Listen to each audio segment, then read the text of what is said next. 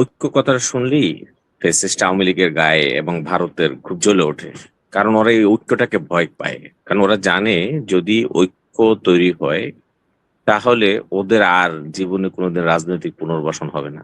ওদের যে দিল্লিতে কবর রচনা হয়েছে আওয়ামী লীগের, ও মানে আর জীবনে সেই কবর খুলবে না।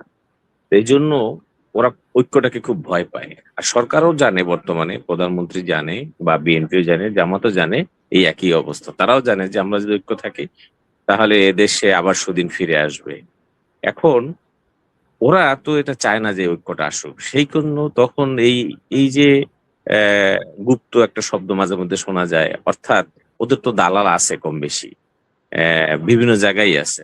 সংসদের মধ্যেও থাকতে পারে, অস্বাভাবিক কিছু না, মিডিয়ার মধ্যে তো আছেই, প্রশাসনের মধ্যে তো আছেই। কারণ 17 বছর ধরে তারা এমন কোনো জায়গা নাই যেখানে তারা তাদের লোক সেট করে নাই।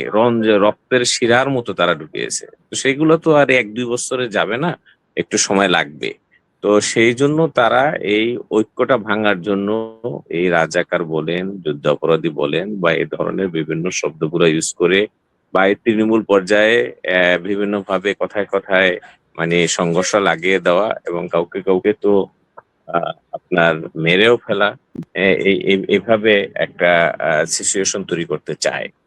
এটার উদ্দেশ্য হলো এই ঐক্যটাই ভাঙা। কারণ এই দুইটা দলের মধ্যে, বর্তমান সরকার এবং বিরোধী দলের মধ্যে আপনার দীর্ঘদিনের একটা রাজনৈতিক একটা রিলেশন, সম্পর্ক আছে, এটা সত্য। কিন্তু সেইটা লাস্ট নির্বাচন, এটা আমরা দেখেছি। কিন্তু এখন সরকার গঠন পর সেখানে তারা চেষ্টা করে যাচ্ছে, তাদের গোয়েন্দা, তাদের বিভিন্ন বা তাদের যে সহযোগী আছে, যারা প্রকাশ্যে বোঝা যাবে না যে তারা ফ্যাসিস্টের সহযোগী, এটা আসলে তারা ফ্যাসিস্টের সহযোগী। তো এরা এই চেষ্টাটা করে যাচ্ছে। এই জন্য, কারণ ঐক্যের আরেক নাম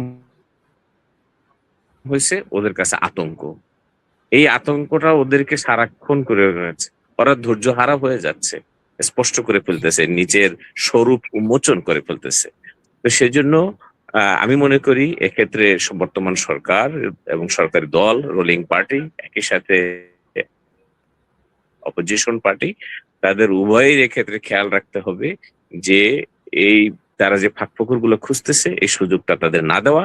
কারণ জনগণ, সারা বাংলাদেশের 18 কোটি মানুষ, যারা জুলাইয়ের আন্দোলনের মাধ্যমে, যে গণ অভ্যুত্থানের মাধ্যমে যে একটা পরিবর্তন এনেছে, তাদের আকাঙ্ক্ষা যে বিএনপি এবং জামাতের ভিতরে বিশেষ করে একটা ঐক্য থাকুক, একটা ন্যূনতম সম্পর্ক, সহনশীলতা থাকুক, আহ, যাতে এই ঐক্যের মাধ্যমে আবার একটা স্ট্যাবল গণতন্ত্র ফিরে আসে দেশে, এবং ওই ফেসিস্টরা 17 বছর ধরে যারা শোষণ করেছে বাংলাদেশকে, সেটা যেন ফিরে না আসে।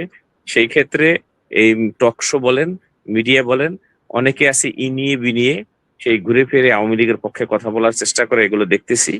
তো এদের ব্যাপারেও অনেক সতর্ক থাকতে হবে, মিডিয়া কর্মীদের ব্যাপারে সতর্ক থাকতে হবে।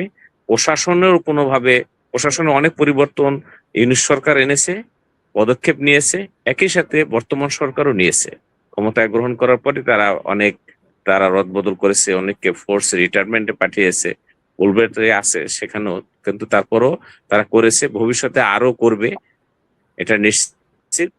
তো যাই হোক, আমরা সাধারণ মানুষ হিসেবে এটাই আশা করব যে এই ধরনের এই কুচক্রীদের ষড়যন্ত্রে পা যেন না দেয়, এবং বিশেষ করে তৃণমূল পর্যায়ে নেতা কর্মীদেরকেও সচেতন থাকতে হবে যেন তাদের এই ফাঁদে পা না দেয়, এবং বিএনপি জামাতের মধ্যে যেন একটা ন্যূনতম সম্পর্ক এবং রিলেশন থাকে, ঐক্য থাকে। এবং একই সাথে জুলাই সনদ যেটা স্বাক্ষর করেছে এই উভয় দলই, তারা সেটা যেন বাস্তবায়নের পদক্ষেপ নেয়। গণভোট, মানুষ 70% মানুষ বাংলাদেশ গণভোটের পক্ষে রায় দিয়েছে, সংবিধান সংস্কারের পক্ষে রায় দিয়েছে, সংবিধান সংশোধন নয়। সুতরাং সেই সংস্কার করে জুলাই সনদ বাস্তবায়ন করে এই ঐক্যটাকে স্থায়ী রূপ। ধন্যবাদ সবাইকে। আসসালামু আলাইকুম।